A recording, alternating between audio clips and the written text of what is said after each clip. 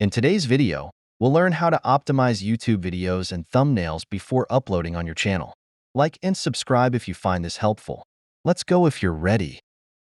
It is advisable give your thumbnails the same name as your YouTube video title. Go to your file manager or gallery and change the name of your thumbnails as shown in this video. YouTube algorithm uses this data to enhance the reach of your videos. When you're done with the thumbnail, it is important to do the same to the video file.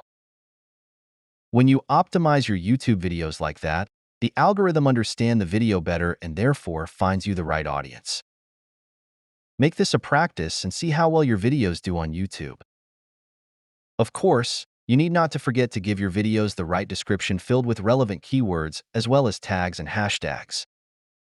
Now, this is how to optimize YouTube videos and thumbnails before uploading on your channel. If you found it helpful, please like and subscribe. I'll see you in the next one. Bye for now.